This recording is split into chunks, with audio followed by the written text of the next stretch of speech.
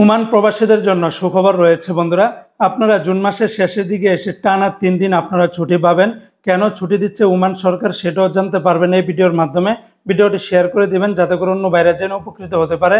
আগামী 29শে জুন 2025 সাল রোজ রবিবারে ওমানের সরকারি বেসরকারি সকল খাতে বন্ধ থাকবে। কি উপলক্ষ করে? নতুন আরবি বছর উপলক্ষ করে। বর্তমানে চলতেছে জিলহজ মাস, আর কয়েকদিন পরে হবে মুহররম মাস। 1446 হিজরি বর্তমানে চলতেছে এবং নতুন আরবি হিজরি আসতেছে 1447 হিজরি, এবং সেই দিনকে উপলক্ষ করে ছুটি দিয়েছে 29শে জুন 2025 সাল রোজ রবিবারে। তো শুক্রবার শনিবার এমনিতেই বন্ধ, তার উপরে আবার রবিবার আপনাদেরকে ছুটি দিচ্ছে। টানা 3 দিন আপনাদের জন্য বন্ধ থাকবে। রবিবারে যদি আপনাদেরকে ডিউটি করায় তাহলে সেই দিনের ওভারটাইম এবং ডিউটি ঘন্টা আপনাদেরকে এক্সট্রা দিতে হবে, এমনটাই শ্রম মন্ত্রণালয় থেকে বলা হয়েছে।